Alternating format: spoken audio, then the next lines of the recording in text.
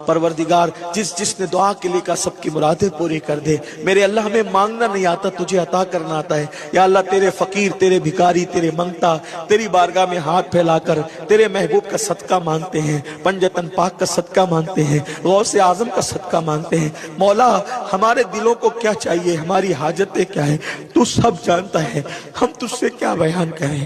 اللہ حضرت مولانا جلال الدین رومی رحمۃ اللہ علیہ فرماتے ہیں کہ خدا تک پہنچنے کے بہت راستے ہیں، مگر میں نے خدا تک پہنچنے کا راستہ اس کی خلق کی خدمت کر کے اور اس کی محبت کے ذریعے پہنچنا چاہا۔ آپ فرماتے ہیں کہ خدمت خلق کے ذریعے خدا تک پہنچنا سب سے اعلیٰ راستہ ہے۔ تو خدمت خلق گویا جو ہے ایک عبادت ہے، اور الخلق عیال اللہ، خلق اللہ تعالیٰ کی عیال ہے، اور جو اس کی عیال کی خدمت کرتا ہے اللہ تعالیٰ اس کو مخدوم بنا دیتا ہے۔ انسان کے اپنے اعمال قبول ہونے میں ایک شک رہتا ہے، کیونکہ مالک کی مرضی ہے قبول کرے نہ کرے۔ لیکن جب بندہ خدمت خلق کرتا ہے اور جو لوگوں کی دعائیں ہوتی ہیں اس کے لیے، تو اللہ اس کے ذریعے، ان دعاؤں کے ذریعے اس کے گناہوں کو بھی معاف کرتا ہے اور اس کے اعمالوں کو بھی قبول کرتا ہے۔ فضل کسی عمل کے نتیجے میں نہیں ہوتا، مگر کسی دعا کے نتیجے میں ہوتا ہے۔ تو لہذا خدمت خلق جو ہے یہ اللہ تک پہنچنے کا سب سے آسان اور بہترین راستہ ہے۔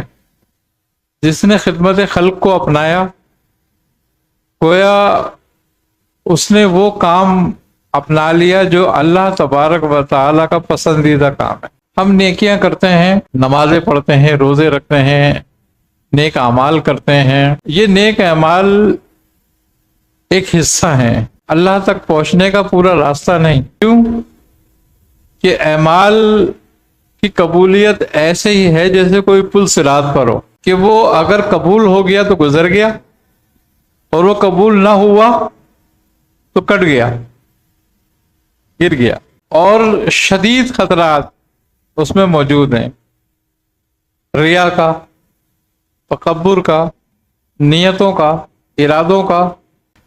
لیکن کسی کی دل کی دعا نکلی بھی جو ہے وہ کسی چیز کی محتاج نہیں ہوتی۔ نبی کریم صلی اللہ علیہ وسلم نے فرمایا کہ اگر کوئی چیز تقدیر کے لکھے کو مٹا سکتی ہے تو وہ دعا ہے۔ ایک عابد بڑی عبادت کرتا تھا، تو اس نے دعا کری کہ اے میرے رب، میں تیرا دیدار کرنا چاہتا ہوں۔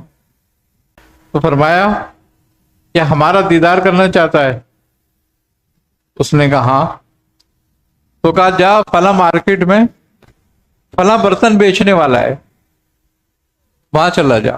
اس نے کہا مارکیٹ میں برتن بیچنے والا کباڑیا؟ کہا ہاں ہاں وہاں ہوگا۔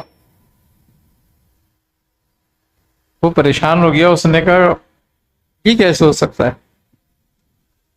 کیونکہ وہ تو سوچتا تھا کہ کہیں مسجد میں ہوگا، یا مجھے حکم ہوگا کہ بھئی خانہ کعبہ چلا جا، یا مجھے کوئی اور راستہ بتایا جائے گا، تو بتایا کباڑیے کی دکان پہ چلا جا۔ وہ کباڑیے کی دکان پہ چلا گیا، تو وہاں جا کے وہ بیٹھ گیا۔ تو اس کو حکم ہوا کہ یہاں بیٹھ کے بس تم دیکھتے رہو یہاں کیا ہو رہا ہے۔ تو ایک بڑھیا آئی ایک برتن لے کر بیچنے کے لیے، تو وہ اس نے مختلف دکانداروں کو وہ برتن دکھایا۔ تو کوئی اس کو کہتا 3 روپے لے لو، کوئی کہتا 2 روپے لے لو، کوئی کہتا تھا 5 روپے لے لو۔ وہ کہتی تھی میں اپنا برتن 9 روپے میں بیچوں گی۔ تو وہ ساری مارکیٹ جب گھوم لی تو کسی نے 2 روپے لگائے، کسی نے 3 روپے، کسی نے 4 روپے اس کے۔ تو وہ اس کباڑیے کے پاس آئی اور اس کو بھی برتن دکھایا۔ اس کباڑیے نے کہا کہ اماں کتنے کا بیچے گی تو یہ؟ اس نے کہا بھیا میں 9 روپے کے بیچوں گی. اچھا لیکن تیرے برتن کے کتنے پیسے لگ رہے ہیں؟ انہوں نے کہا یہ تو سب پاگل ہیں، کوئی 3 بتا رہا ہے، کوئی 4 بتا رہا ہے، مگر میں نہیں بیچوں گی، میں 9 میں ہی بیچوں گی. اس نے کہا اچھا. اس نے کہا چل لا مجھے دے دے. انہوں نے 9 روپے دے دیے اس کو اور برتن لے لیا. اب اس عابد نے اس بڑھیا سے پوچھا کہ تو نے یہ برتن 9 روپے کا کیوں بیچا، اس سے کم کیوں نہیں بیچ رہی تھی؟ اس نے کہا میرا بچہ بیمار ہے اور طبیب نے کہا ہے کہ اس کا علاج 9 دن میں ہوگا اور 1 روپے روز کا اس کے علاج پہ خرچہ آ رہا ہے، تو میرے پاس یہی ایک برتن تھا جس کو میں لے کر آئی تھی بیچنے کے لیے. تو اس نے پھر اس کباڑیے سے پوچھا کہ تو نے یہ برتن کیوں 9 روپے کا خریدا؟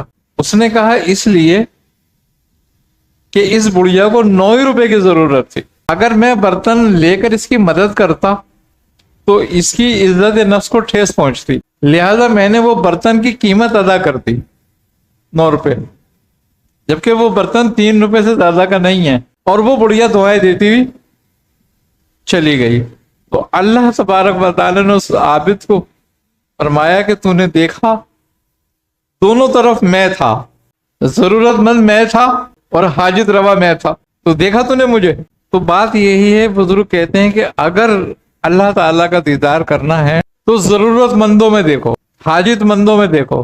حدیث ہے نبی کریم صلی اللہ علیہ وسلم کی، اللہ تعالیٰ قیامت کے دن بندے سے سوال کرے گا کہ میں تیرے پاس ضرورت مند آیا تھا، تو نے میری ضرورت پوری نہیں کری، میں بھوکا آیا تھا، تو نے مجھے کھانا نہیں کھلایا. تو خدمت خلق جو ہے نا، یہ اگر دیکھا جائے تو خدا تک پہنچنے کا سب سے آسان اور سب سے بہترین راستہ ہے.